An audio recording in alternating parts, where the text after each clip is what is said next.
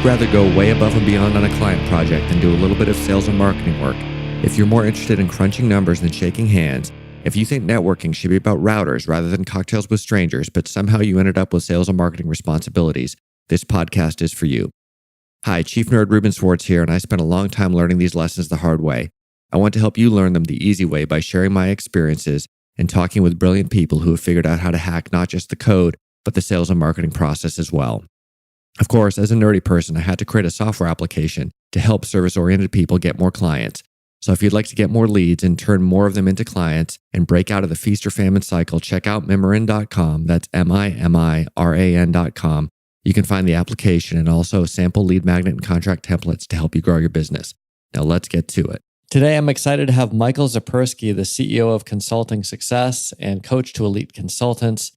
He's advised organizations from the Financial Times and Dow Jones and RBC, Sumamoto and Panasonic, and other giant companies, and also helped over 300 consultants from around the world in over 50 industries. He's also the author of the Amazon bestseller, The Elite Consulting Mind, which I recently finished reading, and I found a lot of things in there resonated with my experience, usually the things that I was screwing up. So thanks for that. I wish I'd had that back when I started. Michael, welcome to Sales for Nerds. Hey, great to be with you, Ruben. All right, what do you have in your glass? So I'm drinking Pats and Hall 2015 Sonoma Coast Pinot Noir. That is fantastic. I love that. I'm doing like I must be doing the poor man's version of that. I have a Sean Miner Sonoma Coast 2015 Pinot Noir, which is quite good, but not Pats and Hall good. Well, at least we're on the same coast. That's right. So how did you get into consulting? I know that you have some interesting stories from Japan early in your career, but even before that, what made you say, hey, I'm going to become a consultant?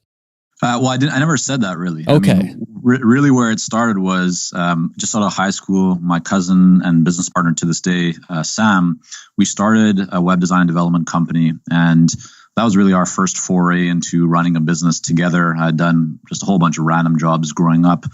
Just trying to make money and have a bit of money to travel and so forth when I was younger.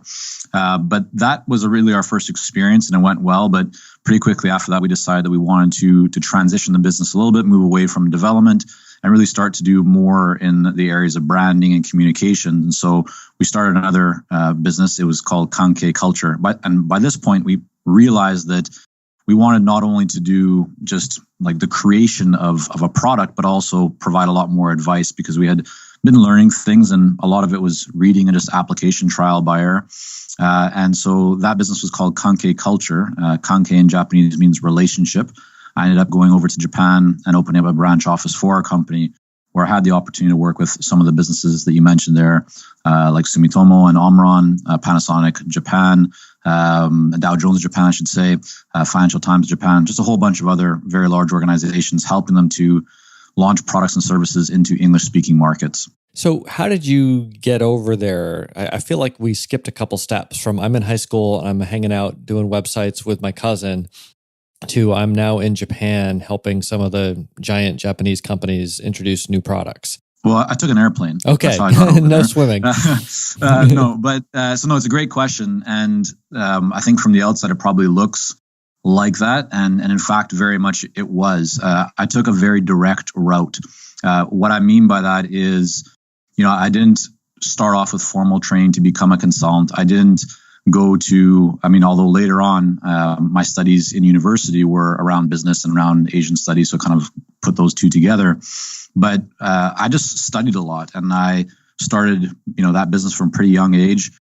Learned what was working, what wasn't working. And the one advantage that I use, and I think this could be, I'll offer this as maybe a lesson or an observation that I had over the years.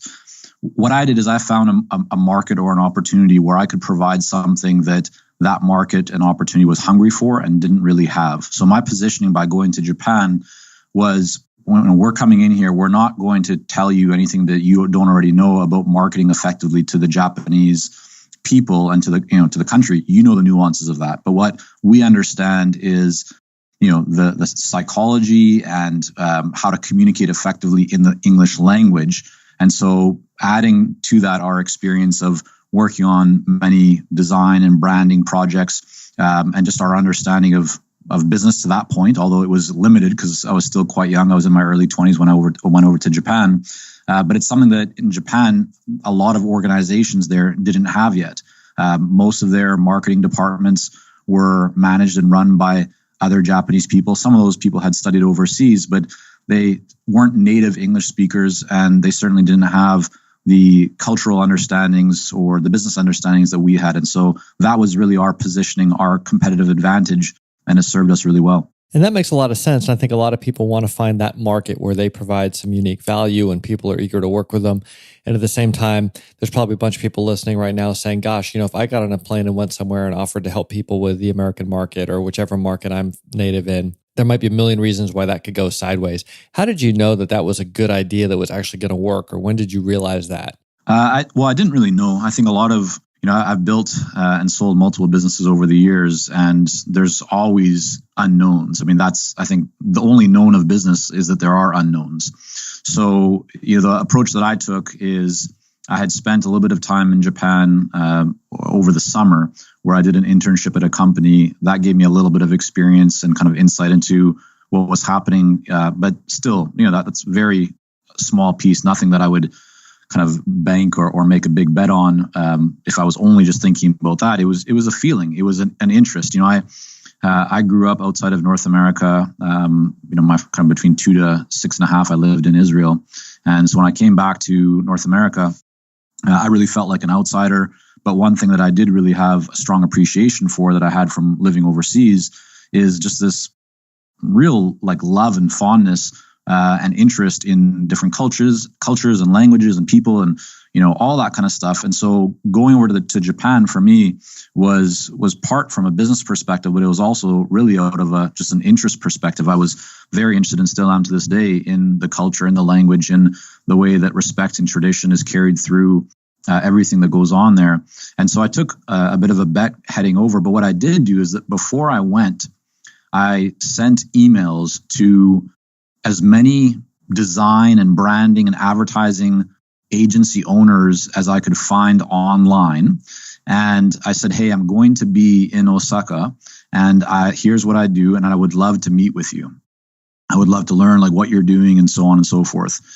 And I got probably 3 responses out of a whole bunch more that I sent, probably because a lot of people, I wrote them in English and for them probably wasn't very comfortable to respond in English, and they didn't think that I spoke Japanese. And at that point, I didn't speak very much Japanese. But one of those that responded back is a guy by the name of Shinosuke, and I had just an amazing connection and meeting with him. I think we both felt very good about each other from that first meeting, and we ended up doing a lot of business together. Not just a lot of business together. He introduced me to people who otherwise I would have never met. Those people introduced me to other people who I never would have met.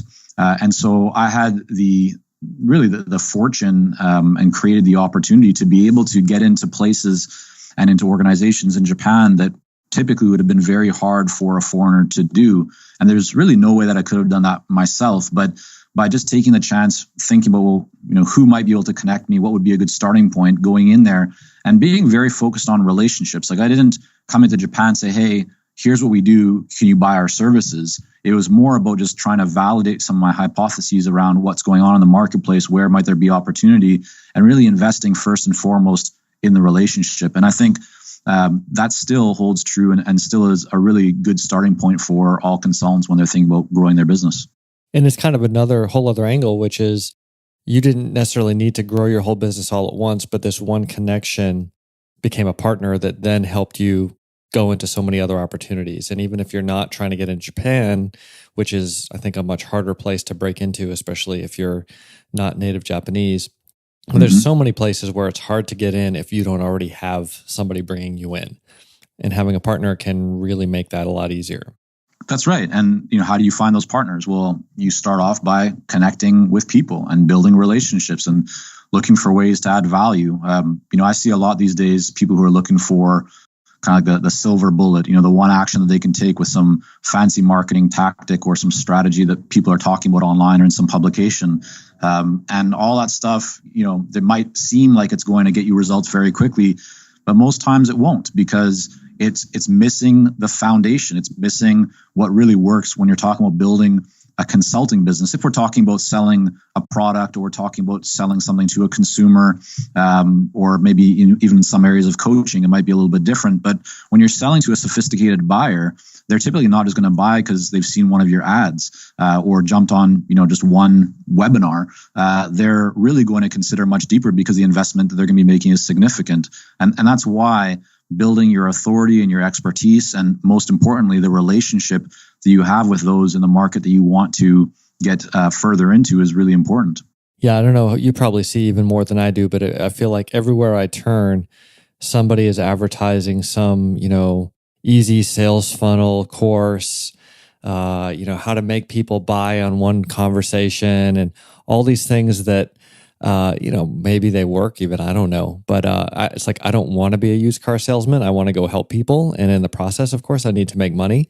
But I think that's a very different approach. And most people can easily tell the difference between who they're dealing with, whether you're really trying to help them or whether, you happen to be applying the latest and greatest marketing tactic from some Facebook ad. 100%. So speaking of which, though, at some point you do actually have to close the deal. As you write in your book, no one buys consulting unless someone makes an offer. How did you get those initial sales? We asked for them. We said, hey, here's first, it starts off with questions, right? So once you really understand what's going on, what the problem is that someone is facing, and the value that they're going to receive from solving that problem or reaching their goals, and what the cost of inaction is of staying where they are. Once you've kind of gone through that whole value-based conversation, or what we often call a meaningful sales conversation, then the offer or the sale really just is a natural transition. They've told you what they're looking for. If you're able to provide that, then you let them know that you're able to by really asking them, hey, if you had something like this, how, would that help you? Would that be a good fit for what you're looking to accomplish? They'll tell you yes. And then you just go a little bit deeper into what that would look like. And most people, when you do that, really want to buy, because essentially you're offering them exactly what they just told you that they wanted. Now, that all makes perfect sense, and we'll get into some more details in a second, but how did you discover that? Because I feel like, certainly for myself and a lot of people I talk to, they don't come into consulting with that knowledge and that process and confidence. I made lots of mistakes.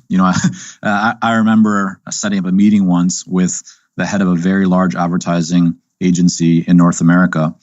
And this was actually just when I came back even from working in Japan, and I was feeling so kind of high on myself and how much we had accomplished over the years of building that business and just working with some very large and well-known organizations. And I came back and I remember meeting with the CEO of this advertising agency, and I said, hey, here's what I see that you're doing right now, and here's all the things that I think are wrong about it. How did that go? Horribly. What was I even thinking? But and I don't think, I hope that others aren't making that same mistake. But I think a very common mistake that consultants make is that we go in and we try and sell what we have created. Mm-hmm. But no one necessarily wants to buy what we've created. They want to buy a solution to their problem. And the only way that you can understand whether or not you have the solution to that problem is by asking questions. And so what I've realized over the years, I've been building consulting businesses now for 18 years, and I've been working with consultants, helping them to build their own businesses for about 10 years. And so through that journey, what has and continues to be, I think, one of the greatest sources of value and opportunity creation for a consultant is asking really good questions. That's really what separates, a novice from an expert, from someone who can really make things happen. And this is just as important if we're talking about developing your service offerings or figuring out what kind of messaging is going to resonate with your ideal clients. But it's also just as important when it comes to being able to make that sale, because it allows you to present exactly what buyers want because they've told you, because you've asked them the questions. And as you emphasize in your book, the second important part of that is you have to actually listen to the answer and not just prepare what you're going to say next or how you can immediately slot something into that puzzle piece, missing puzzle piece hole. When I started learning this, I remember I would have these meetings, and while I was asking questions and noting the answers, things were going really well. And then as soon as I started to sell things or talk about me, before I really knew what the whole situation was, I could just sense the whole thing going sideways. And it took me a Yep. few experiences of that to realize, okay, it really is not about me proving how smart I am. It's about me just listening to their problems. Yeah, and if I might, Ruben, I think there's maybe one distinction that we could make here is that it depends also on your model, right? So if your consulting business model is one of more around customization and kind of doing custom consulting work and solutions and projects, then definitely, right, going in and really asking those questions and understanding and thinking about how you can craft a solution to help someone get the result that they want, that's the way to go. But if you're taking more of a productized approach where you're really dialing in your systems and processes and you're helping people to solve maybe the same problem over and over and over again, then yes, you still want to ask really great questions to understand their situation. But then it's more about framing what they're looking for and in their language and connecting it to the solution that you already have ready. Because for a lot of people who want to scale and grow their consulting businesses, they find it very challenging to do it with just the custom approach. And so having a more of a productized, kind of a dialed in, systems and processes that you're able to do over and over again allows you to scale. And one of the real downsides or the things that holds people back in trying to accomplish scale is that they continue to offer custom solutions and custom work, even when they've tried to set up something more productized. And the more that you do that, the more that you're going to feel that you're really being held back, because the only way to really streamline is to say no to a lot of opportunities that otherwise, you'd probably say yes to. They might be great revenue generating opportunities, fill your bank with cash, but they're not going to really help you to get to where you want to go to in terms of the long-term view and potential. Yeah, and that's a good distinction. So speaking of which, so you launched this consulting business, you go to Japan, you have some great success, you come back to North America, you have more success. At what point did you say, hey, maybe my customers shouldn't be these giant corporations, maybe they should be other consultants? Yeah, great question. So just after coming back to North America, I started another consultancy called ReElegy Marketing. We did lead generation for professional service firms. So think law firms, accounting firms, insurance, investment, and other consultancy as well. And so around that time, Sam and I were talking. I was running that business.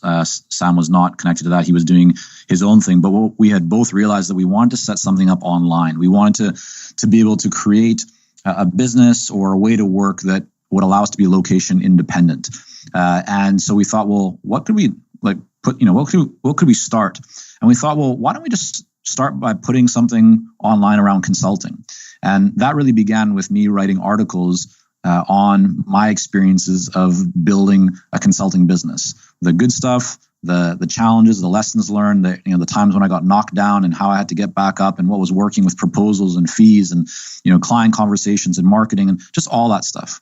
And that there was no monetization plan. We didn't put it up with ads. We wanted to try and keep the experience to be quite friendly and just usable for people. So we weren't monetizing right away. We weren't sure how we were going to make money, but we just thought we would start with that. And it took off. We had our website traffic was growing. We were getting more comments, more interaction. And we then had people saying, hey, do you offer anything more? Like, do you have a course or something where I can learn just more in depth around how to become a successful consultant? And so that spawned the creation of our first program for consultants, which was a self-study course. From there, fast forward, several years, and we continue to update and refine and improve that. But we launched a coaching program for consultants where we really help those who are serious about growing their business and scaling to the next level to do exactly that through a coaching and training program where we work hands-on with them. So it's really been kind of a natural, to a high degree, organic evolution of seeing what the market wanted and taking the feedback from the market and then continuing to support it more. And one thing, just kind of back to your original question, Ruben, is what I realized is that I was really I'm a teacher deep down inside. I think that's what I am. And I remember hearing this both from my mother when I was younger and my grandmother, like, oh yeah, you should teach at the college. I was like, no, I don't want to teach. I just want to build businesses. But what I have honed in on around myself is I get the greatest enjoyment out of helping others. And people don't always take my advice. But what I do know is even if I meet someone random on the street and I can help them in some way, I have no idea if they'll use what I shared with them or if it benefited them, but that makes me feel good. And I think a lot of other people also have that same feeling. And so teaching is what I realized that I really enjoy doing. And so my transition has been to spend more and more time helping other consultants and teaching them what I've learned and what I've accomplished and, the mistakes that I've made so they don't need to make them. And so that's been how I've kind of transitioned to do more and more of that. Perfect. That's the whole mission behind Sales for Nerds, is to teach people from the mistakes we've made so that they can hopefully learn them the easy way. Though, of course, some people, you just have to learn certain things the hard way. Exactly. And I don't know if you had this experience. One thing that I noticed was when I was mostly consulting with really big companies, and I would do these little projects in between to kind of fill in the gaps. Mm-hmm. And it was fun, and it was a little bit of money, but not nearly as much. But it was much more satisfying in the sense that you could teach someone or help someone in anywhere from a day to a month, and mm-hmm. really change the course of their life and their business, versus you could spend 6 months with a giant company and you could make a lot more financial impact, but it was because you were turning the super tanker a couple degrees to the left. It wasn't like you were, at least for me, totally transforming the way people thought about things. So I always found it to be a lot more psychologically satisfying to work with people who could change and take to heart whatever you're teaching right away. I agree completely. So one of the things that you talk about in your book, and I think it's right there at the beginning, it's one of the key points, is like when people start their businesses, the biggest problem they have is lack of confidence. Am I good enough? Mm-hmm. Can I call myself an expert? Are my fees too high? Maybe I'm not worth that much money. That's a quote from your book. And I think that everyone goes through that, no matter how smart we think we are. There's always these moments of doubt. And for some people, it might be a moment here and there. For other people, it's like that is the default experience. How do you help people address that? Well, I think first is just letting them know that that's a normal feeling, right? Oftentimes, consultants are doing a lot of things by themselves. It can be quite lonely if it's just you and there's not others in your firm. So the first thing is just recognizing that these are normal feelings. The second thing then is having the knowledge so that you can overcome them, right? So what I talk about in the book, The Elite Consulting Mind, is that to really be successful, you have to have two things. You need to have competence and you need to have confidence. So how do you get confidence? Well, you get confidence by doing things, right? By trying things. Well, how do you have enough kind of momentum to be able to do that? Well, you need to know what to do. So arm yourself. Like as an example, let's say you want to increase your fees. Well, the first thing to do is just to learn how to do that, right? There's different approaches that can help you to increase your fees more successfully. But just because you learn what to do doesn't mean you're going to actually do it, right? There's a lot of people, and this is one of the real reasons that I wrote the book, who I've seen who are extremely smart. And they're looking for like the next tactic or the strategy. But they already know, in most cases what they need to do, but they're still not doing it. And so that now comes down to the second part, which is the confidence. And so the real way to get confidence is to try. And it doesn't mean that you're going to be successful right away. But if once you've learned how to, again, using our example, successfully increase your fees, you've learned the right approaches or the right ways to ask questions and how to communicate value or look at ROI and consider the cost of an action and all that kind of stuff, then the next thing that you need to do is just go out and do it. I remember sitting down with, actually I talk about this example in a book, but it's happened so many times with clients who will say like, hey, this is what I'm thinking to do on this proposal.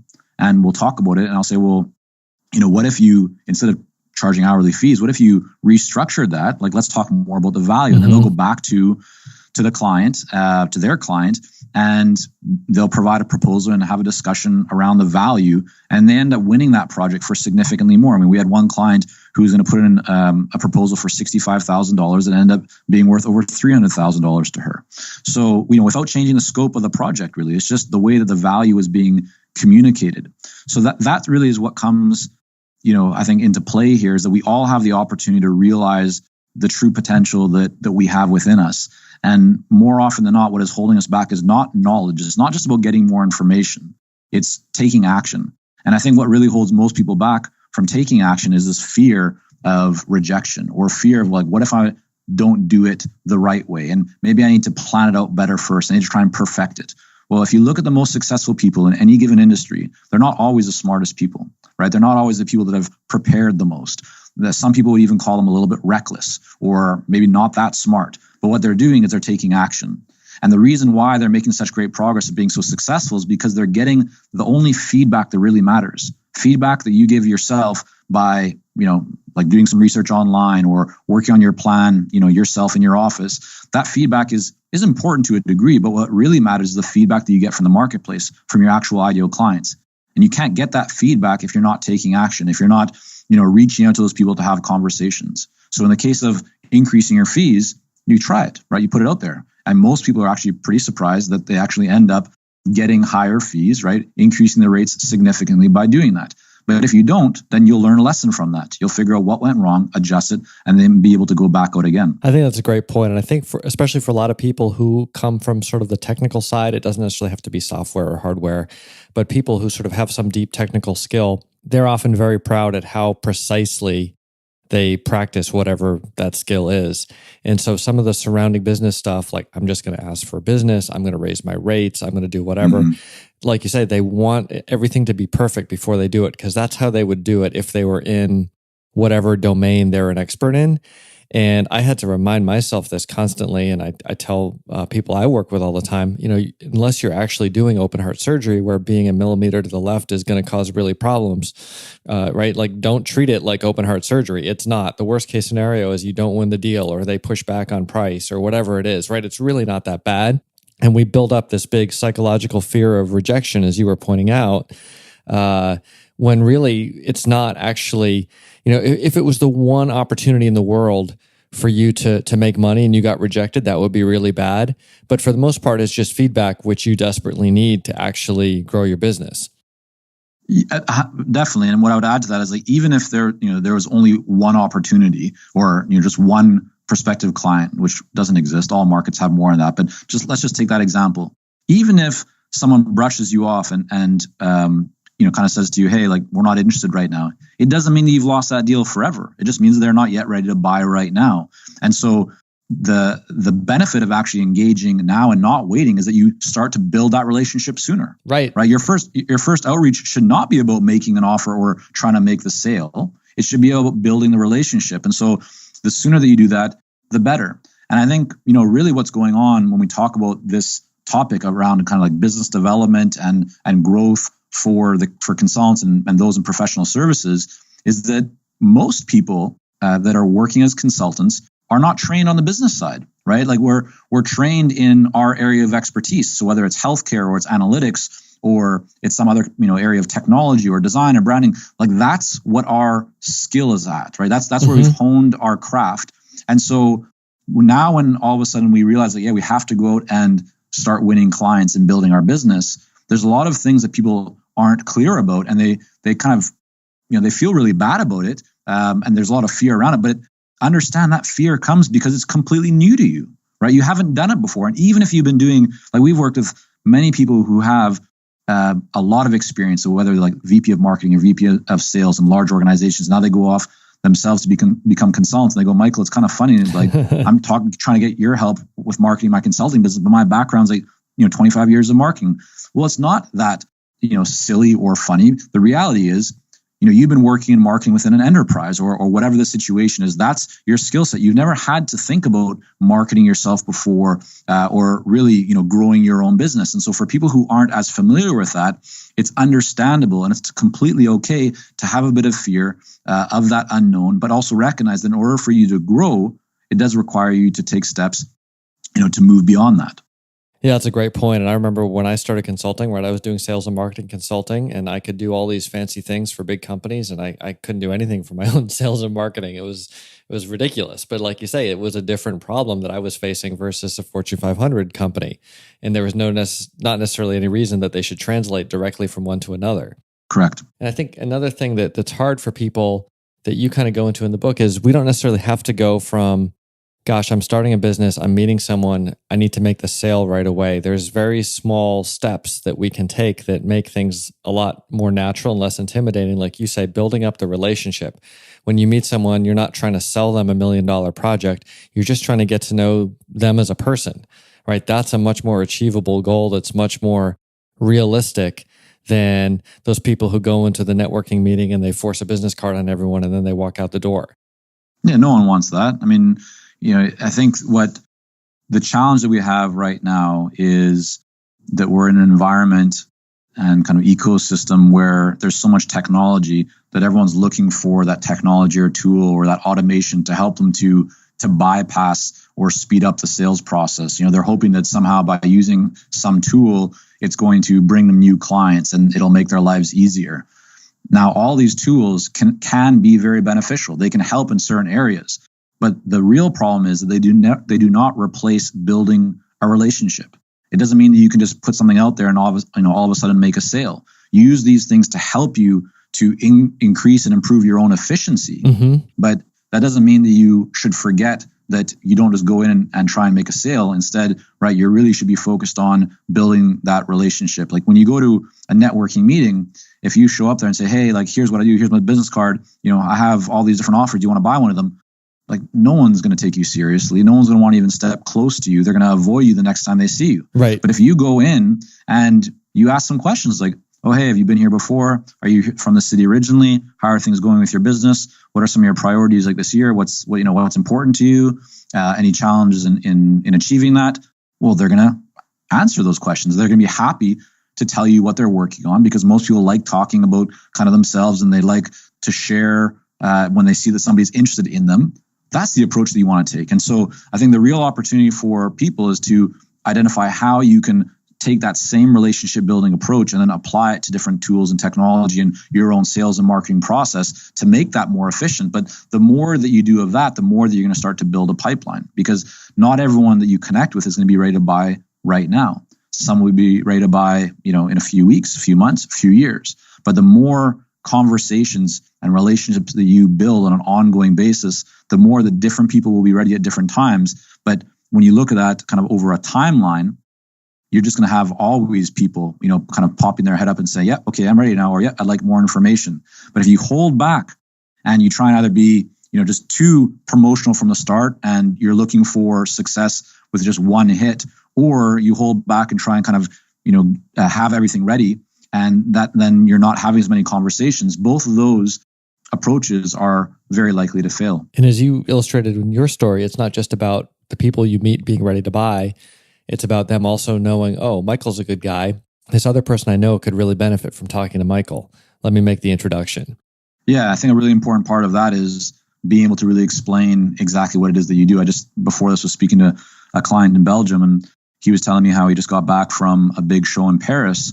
And, he walked out of that with a whole bunch of leads and opportunities, which otherwise, like previously, he probably wouldn't have. And he said the reason that it was so successful for him is because he now knows exactly how to communicate what he's doing. He knows what gets the interest of his ideal clients. And that makes it a lot easier for people to latch on and to understand what you're doing, but also to potentially refer you, connect you, introduce you to others. Right. And it kind of goes back again to understanding, well, what are people actually buying? And if you're selling something that they understand intrinsically, then great. All the languages are the same, but a lot of times people will describe what they do in technical language that makes a lot of sense to them, but doesn't necessarily correlate directly, at least in the buyer's mind, with what problem they're trying to solve. That's right. And that connects back to what we were saying around, the messaging and the importance of having conversations, because if you just tried to use your own messaging that you believe is right and you're putting it on your LinkedIn profile and your website and you're just kind of getting it out there and using it, but you're not getting a response, there's a really good, or that's a good indication that either your messaging is off, right? The language that you're using is not resonating, or that you're focusing on the wrong ideal clients. But the way to actually learn that, the fastest way is to have these conversations. Because if you ask questions, instead of you just going and kind of presenting what you have to offer, if you start by asking questions and you take kind of mental notes or written notes as to what people are reciting back to you or sharing with you, you're going to start to see patterns emerge. You're going to see that a whole bunch of similar types of prospective clients are telling you about their problems in the same way, or the same keywords are popping up. And that's a great indication for you that those are the words, or that's the language that really matters, or will continue to get the attention and interest of your ideal clients. And now you can weave that into your marketing messages. You can add that to your LinkedIn profile, to your website, to other conversations, and you'll start to see that your response rate increases significantly. Right. And you can also see, here are the places where, for whatever reason, the message does not resonate, because this type of organization has someone who does this internally who feels threatened, or whatever it is. And you can make sure you craft your messaging to weed out those people at the beginning, right? So you don't have to waste time later in the sales cycle with people you know are not going to be a good fit. And I think this is something that's important, because you talk about the mindset, the fear of rejection. And a lot of it is if you're sort of feeling desperate to sell something, you're going to get rejected almost all the time. And it's going to be very hard for you to learn exactly the stuff you're talking about. Whereas if the objective is, I'm just going to go learn about these people, that's a much easier thing for you to actually achieve, which is then going to make it a lot easier for you to sell them because you're going to know what they actually care about, or know that, as you said, they might even be the wrong people. Yeah. I mean, most consultants are doing what they're doing because they want to help, right? They want to make an impact on someone. They want to make or help them to be better off. Well, you can't do that if you don't really know what their challenges are. And so, to your point, Ruben, which I think is a really good one, is that if you engage in conversations from a perspective or from a place of service, not from one of sales, not only will your conversations be a lot more rewarding and productive, but you also take a lot of stress off of yourself. You don't need to prepare yourself to make a sale or to make some, kind of slimy transition into persuading people. It's simply asking questions to understand what's going on and to see if there's some way that you might be able to add value for them. Yeah, and you talk about this in the book, right? Like if you were talking to your mom, how would you ask her about what her problem is, right? And you would do it person to person, not corporation to corporation, and you'd ask the right questions to truly understand it. And somehow not that we necessarily have to treat every customer like our mom, but we should at least treat them like another human being, right? And not be afraid to ask what's really going on. We don't necessarily have to be interrogating them, but we have to be able to diagnose appropriately what's actually happening. Yeah, I mean, the other part that I talk there about, kind of relating to a mother story is, I think, a challenge that a lot of people have around making offers, where if you were speaking with your mother or a loved one and they tell you about some problem that they're having, you wouldn't just say, "Oh, okay, like great, have fun with that problem, like have a great day," right? But that's what a lot of consultants do. They are presented with opportunities, with problems that their ideal clients are facing, and they don't let that prospective client know that they can help. They just say, "Oh, okay.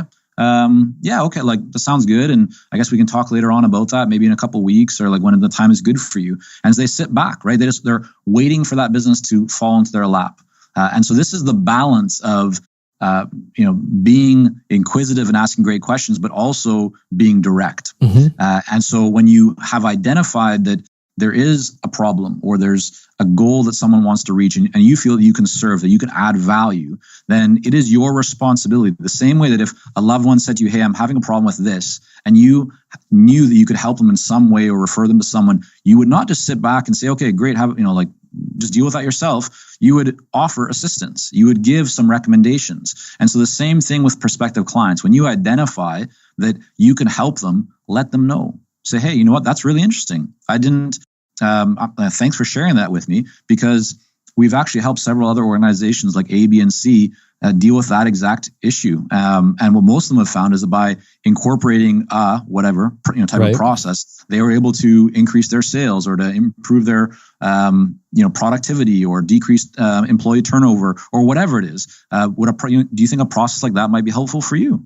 Like, that might be a good fit for you? And they'll likely say yes. And now you have a very nicely transitioned opportunity to continue that conversation and get to a proposal. And there may be times when it's not a good fit. And instead of just saying, "No, we don't do that," and walking away, there's a good chance someone that they should talk to who can help them, right? The same thing as if it was your mom or a loved one, you wouldn't just say, "I don't know anything about that. You're hosed." Yep. You'd say, "Oh, let me call the cardiologist or whomever would actually know something about that." And we can call this a bonus tip, Ruben, but if you really want to build a thriving practice, a thriving business, when opportunities like that present themselves, where someone says, "Yeah, it's really great what you're doing here, but it's just not what I'm looking for right now, because this is my real problem, this is my priority issue, and you can't help with that," even if you don't know someone that can help them right now, keep your eyes and ears open. Look for solutions. Keep them in mind, because if you follow up with them a day later or a week later and say, "Hey, I really enjoyed our conversation. I know you're not ready right now for fill in the blank of whatever it is that you're offering, but I just heard about this organization, or I just spoke with this person and thought about you. I'd be happy to make an introduction, or here's a link, or here's the article." That means a lot, because we're all looking for people that we can trust. We're surrounded by so much noise and hype and big false promises that what we really value is people that we can trust, people and brands that we can connect to, that we feel like, yeah, they've got our back. And so that's really what a trusted advisor is all about. And you can become that. You can position yourself as that person. And even if they're not ready to engage with you and your company right now, you better believe that as long as you stay in touch and stay top of mind, when an opportunity presents itself that you can assist with, they're going to be coming to you. Either one, or they might hear of others who could benefit from what you're offering. And then in return, because they now feel like that law of reciprocity is kicking in, that you've already been giving and they've just been receiving, they're going to want to return that favor and introduce others to you. And they also know kind of who you are and what you do, and they have some kind of image of you as a person rather than just some random person trying to sell them crap, right? We all have who knows how many things in our inbox from those kinds of people. How many of them get outbound referrals from us, right? None of them. Mm-hmm. But there are people that we develop relationships with who maybe we buy from, maybe we don't, but we're like, oh, I actually know this person as a human being and I like them. And if there's a chance to make a connection, great. So many good things happen just by being human. It's kind of surprising. Now, sort of to pivot away from that, actually, something else that I really appreciate about your book is you talk a lot about the sense of being overwhelmed and that there's just so much going on, right? You go from practicing one little skill, which may be a very important thing, but now you're running a whole business and you're trying to do sales and marketing, and that's a whole other kit and caboodle, and there's 20 different things you feel like you should be doing, and it's so crazy. And you talk about kind of editing out some of the things that maybe aren't working so you can focus a little bit more and have a little bit more mental clarity around what is working. So how do people go through that process? How can they figure out if, maybe there isn't one clear-cut thing that's working and a bunch of things that aren't working? Where should people begin? Yeah, Perry Marshall talks a lot about this, and there's some great books also by Richard Koch around the 80-20 principle, right? Which is not just a principle in business; it's a principle in life. And just very simply, from a high level, what it says is that 20% of your actions will produce 80% of your results, right? Which also means that 80% of your actions, are only leading to 20% of the results, right? And that it doesn't always stick to 80-20. Sometimes it can be 64-4 or 70-30 or 90-10 or whatever. But the main idea here that we can all benefit from is identifying and almost like doing an inventory of what are you working on, every day, every week, every month. If you look at even 1 week and kind of take an inventory of what you've been doing, you will most likely find that there are many things. If you haven't done this exercise before, probably the majority of things that you're spending your time on right now, they are things that make you feel productive because you're spending time on them, but they're not actually productive in terms of value creation. And so the big opportunity is to identify the few actions that you can take that will lead to the greatest creation of value. And these things don't necessarily need to take a lot of time, but they are most directly connected to the outcome that you want, whatever that outcome is. And then the way to improve that performance even more is then to spend more time on the things that create the highest value and stop doing the things that aren't creating value for you. And I'll give an example of this. Some people spend a lot of time on Facebook or YouTube or other social channels. And if that is an effective and profitable way for you to generate business, terrific. But if it isn't, and if you have identified that, as an example, attending certain events or writing columns for certain publications is a better approach, is more productive in terms of creating high value for you and your business, then you would be well served by getting off of those social platforms, right? Either completely or limiting your time to a real, small chunk of after work hours, and then dedicating more of your time to those other activities that connect you in a much more direct way to the outcome that you desire. And so that really is the approach that I recommend, is to get very clear around what actions can you take that will directly connect you to your ideal outcome. And those actions aren't always easy actions. They're not always the ones that you feel the most comfortable with, right? A lot of times people spend their time doing things that are easy for them to do. They're comfortable. Like, it's easy to update text on my website. It's easy to change the photo. It's easy to rethink my business plan. It's easy to get my accounting software set up. Like, all these things are comfortable to do, and we fool ourselves into thinking they're actually productive. But sometimes picking up the phone and calling past clients, that might not be comfortable, but it's going to help our business. Or following up, or sending a package, or going to an event, or whatever it might be. These are things that maybe we can make excuses or reasons not to do them. But if we can identify that those are the things that are going to actually move our business forward, we will be served very, very well by focusing more on them. And it's funny you mentioned picking up the phone, and at one point you even say, find out the reasons behind the rejection. Don't do it by email. Pick up the phone. And that's something that I've sort of had to train myself to do, because like you're saying, it was very easy to do something in front of a screen that doesn't involve another person, that feels a lot like work. And maybe even is work, but it's not actually getting you somewhere. And especially being introverted, it's very easy to feel like I don't want to pick up the phone and call someone. What if they're busy? What if they don't want to buy? What if they're mad at me for some reason, right? There's always a million reasons that you can list out for not picking up the phone and calling someone. 99% of the time, if you have a reasonable reason for calling, which could just be saying hello and catching up, they're actually happy to hear from you. And even if you get their voicemail, they're happy to call you back and catch up with you as well. And just having that sort of like, there's a default switch in our brain somewhere, and mine was definitely set to don't pick up the phone. I hate that. Then now I'm like, have to force myself. The default is, if you're in doubt, pick up the phone and call someone and just talk to them. It's so much better, not just for business, but also just in terms of actually connecting with people and realizing that it, kind of going back to your mindset thing, all of that stuff, all that head trash about people don't want to hear from you is stuff in my own head. It's not actually in their head. Yes, significantly more powerful. And I think several of the things you just mentioned around, if you have like a potential client issue, or someone's not happy, or like whatever it might be, those are things where especially picking up the phone or having an in-person meeting is important. I remember in Japan one time, and I tell this story in the book, where we had a client issue. I got a call early in the morning. I was in Osaka. We had a big client up in Tokyo, and the client was furious. We had done something supposedly, which I didn't understand at that early morning hour what was going on. But I ended up with a business partner of another ad agency. We partnered on this project. The two of us jumped on a bullet train, went up to Tokyo, spent 4 hours having a meeting, and that really made the difference. I mean, we continued. That client was a 6-figure client for us, and we were like at the tipping point of losing their business.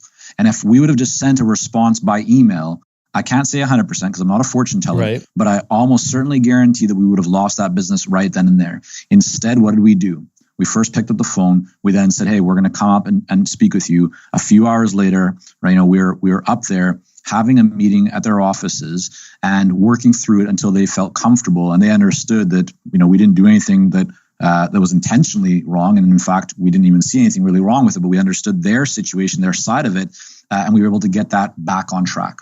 And so that, I think, is really, like, I've seen this, and I've been guilty of it as well, Ruben, where it's just easier to send an email back to someone. Like, someone has a question or a negative comment or whatever. It's easy just to send a quick email and like go back to what you're doing. But if you really care about that relationship, if it's an important client or an important person in your life and to your business, then spending the time to either meet with them in person or at minimum pick up the phone, it will be so much better. And here's why. Email is one way.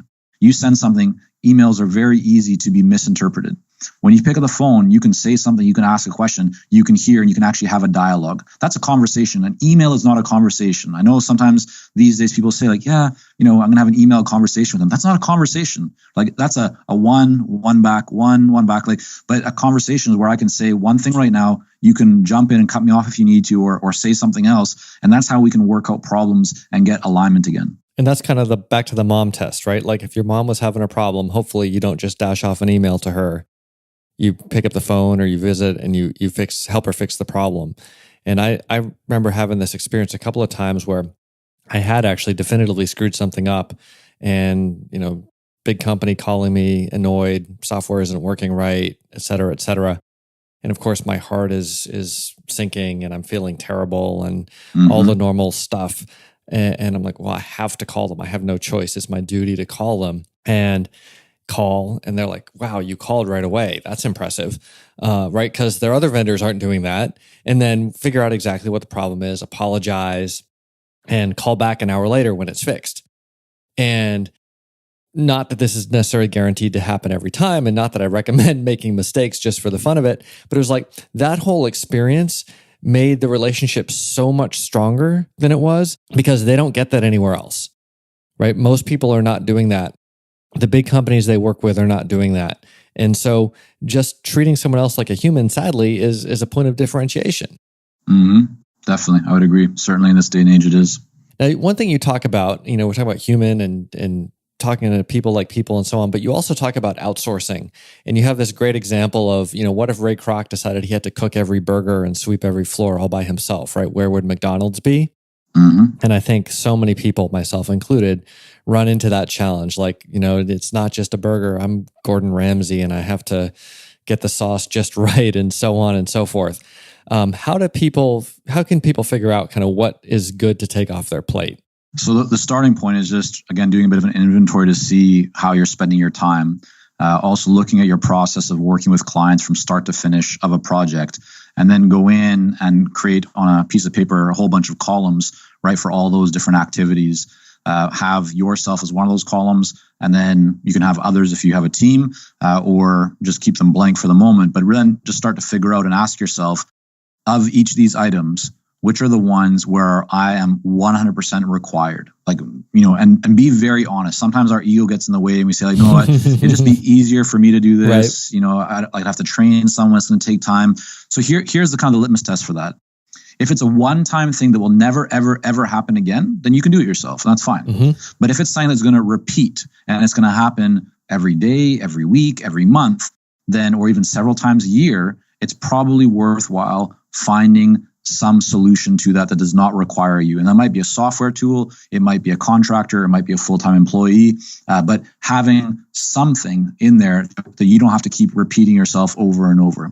And so when you look at this list of all these different activities and parts of your process and your system that you use to deliver, then what you're going to find is that most of them don't actually require you, right? Things like research, things like updating PowerPoints, things like doing your bookkeeping, things like even doing some interviews or scheduling, right? Or email replies. A lot of these kinds of things don't actually require you and your time. And so if you move just your ego a little bit aside and say, you know what, I guess I can do this, but I could also find someone else who I might pay them $50 an hour or $60 an hour or whatever it might be, but my value is higher than that, right? If you look at what you want to be earning and what you're actually earning, you'll probably find that you're earning significantly more per hour, even if you're not billing hourly, which I hope you're not, but just for everyone out there. But even if you are or not, right, you can figure out kind of what you're earning per hour, and then you can say, well, yeah, I'm currently earning about $300 an hour, and I could hire someone for, $50 or less per hour to do this work. Well, it's not just now about that it's going to cost me $50 to hire this person. The real reality is that I'm losing $250 every single hour that I do this myself, right? That's the cost. That's the opportunity cost that I don't get back. That's time that is gone. And so if I can start to get other people in place into kind of my system, well, now what's going to happen is I'm going to make more money, right? I'm going to be more free. I'm going to, I'll be happier as well because I'm going to be spending time doing things that I enjoy, things that are creating higher value, things that are actually more productive for the business. And most of the things that, we end up doing as leaders of our companies are the things that really move the business forward in terms of the vision, the strategy, the higher level engagements or conversations. And then all the other stuff that is still important to run the business, that can be done by others. And you raise a great point in the book. It's not just the hourly rate comparison. It's also especially for people saying, gosh, I don't have time to do prospecting. I don't have time to do business development. I don't have time to attend this conference where a lot of great leads are. But you're spending 10 hours a week on this administrivia that you could outsource. The opportunity cost of that isn't just that you might be billing, but that you might be missing landing that next six-figure client or whatever the next milestone might be. That's right. Now, there is one caveat in this outsourcing thing. You mentioned there's one thing that people absolutely should not outsource. Can we dive into that? Yeah, I mean, you're really referring to marketing, I believe. And what I say is that, and I'm still a big believer of this, is that for consultants, because that's just my world, so that's kind of who I'm speaking from, from my own experience with and so forth, is not to outsource your marketing too early in the game. And the reason why is because before you start to get other people to help you with your marketing, you really need to nail who your ideal client is and what kind of messaging is going to resonate with them, and make sure that you have the right type of kind of offers and price points in place. If you don't have all that stuff, you can spend a lot of time and a lot of money and resources and energy and so forth having someone that doesn't understand your business as well as you do try to connect with your ideal clients. But they're going to try and connect with your ideal clients without any real foundation in your business, right? Without that ideal client clarity, as we call it, without that magnetic message, as we call it. And these things are so important. So my recommendation is always get this foundation in place in your business if you don't yet have it. Once you have real clarity on your ideal clients, you have a message that because you've tested it, resonates and gets the attention and interest of those ideal clients, and you have a way to make an offer that you believe your ideal clients will say yes to pretty consistently, and your price points are kind of dialed in well enough, and you've started to do some marketing yourself, so you already have a bit of a pipeline, meaning that you're not going to rely on someone else to fill up your pipeline right away, then it makes sense to start to look at outsourcing or getting support with your marketing or your advertising and your promotion. But you can then do it very strategically, because you'll start to already understand where should you be marketing? Whereas if you try and bring someone in, right, the big hope that people have is that right away they're going to be able to hit a home run for you. But in almost all cases, like it's very, very, very rare to just go and hire a marketing firm or an agency of some sort, and they're going to hit a home run for you. Because number one, they don't know your business as well as you do, and that's why you need to have that in place first. But also because it typically takes time for them to dial things in. And most consultants are impatient. Most consultants are conservative. They don't feel comfortable just waiting 6 months to see a return on investment. They want to see it a lot sooner. And so it does take time for agencies and marketing, companies to dial things in, to test stuff, to have enough data and so forth to know where they're going. But if you've already done some of this yourself and you've been able to identify certain things that work or are showing more promise, and you have the right messaging and clarity around your ideal client, now you can hand that off slowly or gradually to someone else and have them improve upon what you're doing and free you up. But I wouldn't do that too early in the game. Yeah, that's a great point. And I think you probably see this as much as I do. People often turn to you. I imagine they turn to me sometimes because they don't have that core marketing message down and they're looking for a silver bullet instead of doing the hard work. And I feel like you can do things to kind of help pull it out of them, but they still actually have to do the work. It's really about them and their story. 100%. I mean, there's no real shortcuts. There's steps that you can take that can be, to help you to move forward faster. But if you want to build a business, it does require some hard work, and that's really what separates those that are going to be successful from those that aren't. It's, are you willing to put in the work? Are you simply interested in the idea of success, or are you truly committed to doing what is required to be successful? Yeah, that's a great point. And for folks who are trying to figure out that message, I've got sort of like a Mad Libs tool you can kind of plug in. Here's my client, here's how I'm different, and so on. And then you have a much more in-depth blueprint, literally a consulting blueprint. It's a 50-page document on your website. We'll put links to both of those things in the show notes. Great. Well, Michael, how's that Pinot Noir treating you? Yeah, it's coming along very nicely. Some cherry notes here, a little bit of maybe cinnamon, or I can almost say leather or something, but it's very smooth. It's funny. We both picked something very much along the same lines. Well, yeah, it's just right now my choice was based on the weather. At the moment, it's cool down here, and but the sun is out today, which is nice. So kind of a bit of a lighter, more delicate red was the direction that I wanted to go today. Well, excellent. Thanks so much for your wisdom. Check out the book, The Elite Consulting Mind. I'll have another link to that in the show notes as well. And thanks for spending the time. And hopefully sometime we can enjoy some Pinot together in person. That sounds great, Ruben. Really appreciate it, and enjoyed the conversation with you as well. Cheers. Take care.